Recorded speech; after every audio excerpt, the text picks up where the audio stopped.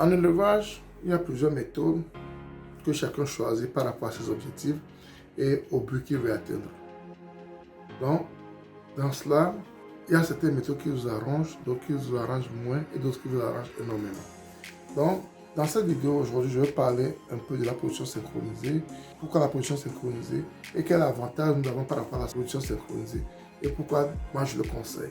Sans plus tarder, passons au vif du sujet après le générique.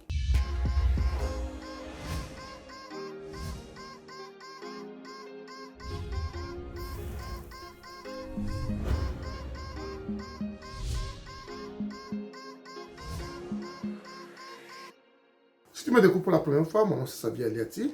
Et sur ma chaîne, nous parlons d'investissement en général en actions et en élevage. Cette thématique te sont importante car tu as deux choses à faire. Abonne-toi à notre chaîne Ezagoum, clique sur la cloche de notification pour ne plus rater nos vidéos à chaque fois que nous en publions. Ensuite, partage-la au maximum pour qu'elle puisse atteindre plus de personnes. Nous avons adopté l'élevage des moutons comme un moyen également de pouvoir aider le continent et gagner aussi un peu d'argent par rapport à l'élevage des moutons. Et aujourd'hui, je vais vous parler de la production synchronisée qui permet d'avoir un regard bien organisé sur vos moutons par rapport aux naissances.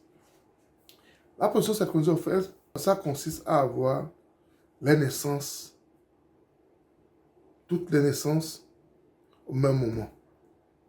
Ça vous permet d'avoir toutes les naissances au même moment. Les brebis seront chez les mâles dans la même période. On met le mâle chez la femelle pendant 1 à 1 mois et demi. Il reste avec la femelle et on suppose que pendant cette période, il a eu le temps de monter la femelle. On se dit que pendant cette période, il a eu ce temps et après on retire le mâle, des fois, on le met ailleurs. Et la femelle a le temps de s'occuper de leur gestation. Et pendant cette période, on s'occupe particulièrement des femelles, on apporte ce qu'il faut, du fer et autres, pour pouvoir bien passer cette période de gestation. Et après la période de gestation, dans un intervalle de 1 à 2 mois, toutes les femelles vont faire la mise bas. Toutes les femelles vont faire la mise bas au même moment, dans la même période. Et l'avantage de cela également, c'est que pendant la mise bas, vous allez mettre plus d'attention sur ces moutons parce que vous savez que dans cette période, vous aurez des naissances. Vous savez que dans cette période, vous aurez des naissances et ça va permettre d'apporter ce qu'il faut pour les brebis, pour les agneaux également, pour pouvoir bien passer cette période de naissance. Et après la période de naissance, il y aura la période d'allaitement où ils vont rester avec leur maman pour pouvoir bien s'occuper des petits. Et après cela, on donne une période de pause aux brebis pour pouvoir récupérer. On donne une période de pause aux brebis pour pouvoir récupérer. Et là, ça recommence. Donc, c'est à peu près la production synchronisée. Les gens le font, la plupart des gens le font, parce que ça permet de contrôler la naissance. Ça permet d'éviter la consanguinité également, parce qu'ils savent, tu sais, quand et quel mâle tu introduis au niveau des femelles. Tu contrôles le mâle que tu introduis au niveau des femelles, et tout cela se fait dans un ordre bien donné que toi-même tu maîtrises. Et pendant la période d'allaitement, tu sais quoi apporter à ces femelles pour pouvoir mieux s'adapter à cette période, ainsi de suite. Donc, voici les quelques avantages que nous avons au niveau de la production synchronisée. Mais la production synchronisée également, elle a ses inconvénients que d'autres éleveurs également dénoncent pourquoi ils ne le pratiquent pas. Par exemple, quand tu prends la production synchronisée, par exemple, pendant la période de pause et autres, si le mâle était avec les femelles, même après la naissance, il y a certains mâles qui montent rapidement les femelles et jusqu'à ce que vous séparez les femelles de leurs petits, après quelques mois, il y a la femelle qui donne encore naissance. Donc, la naissance des agneaux est un peu plus rapide. Quand tu ne fais pas ça, la naissance des agneaux est un peu plus rapide. Mais ce que je trouve comme inconvénient aussi au niveau de cela, si tu n'as pas un bon espace pour pouvoir mettre les agneaux et la femelle à part, ça veut dire l'aliment que tu dois faire pour les petits et leur maman à part, tout le monde va manger ça. Et puis, bon, ça a même un petit cafouillage au niveau de la provence et autres. Quand tu veux ajouter la provence. Mais quand tu as tous les femelles et les petits quelque part, tu sais ce qu'il faut envoyer là-bas.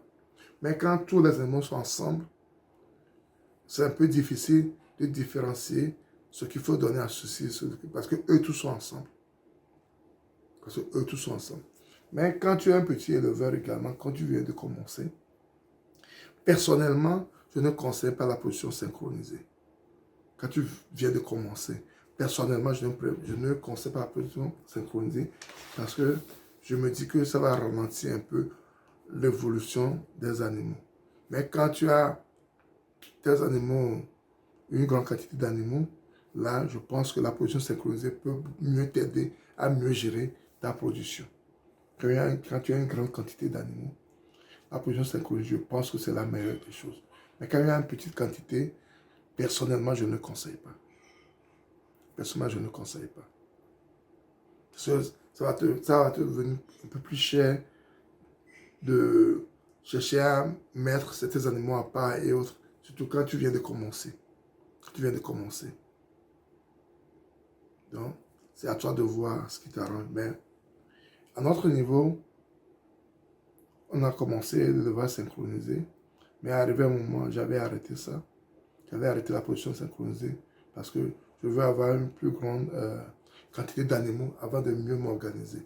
Mais ce qu'on fait à notre niveau, c'est que quand les femelles sont gestantes, quand elles arrivent à un moment où on sent qu'ils sont proches, parce que vous savez, c'est entre 4 et 5 mois, la gestation, on doit sortir la femelle et on la met quelque part où elle va mettre bas sans problème. Elle reste avec son enfant après un temps et on les met ensemble. Seulement, ce qu'on fait à notre niveau également, c'est que il y a les mâles qu'on n'utilise pas pour la production. Ceux qu'on n'utilise pas pour la production, eux sont à part. Et seulement le mâle qu'on veut utiliser pour la production est avec la femelle. Et pour le moment, on la laisse avec la femelle en permanence. Donc, c'est ce que nous faisons à notre niveau.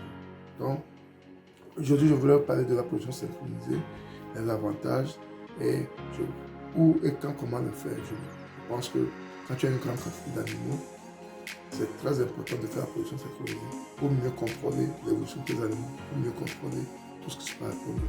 Donc, c'est ce que je t'ai partagé avec vous ce matin. Et si tu as aimé la vidéo, ne la garde pas pour toi. Partage-la autour de toi pour que puisse atteindre plus de personnes. Et surtout, n'oublie pas un pouce, ce qui permet à YouTube de diffuser nos vidéos à plus de personnes. C'était Samy. Et à la prochaine. Bye bye.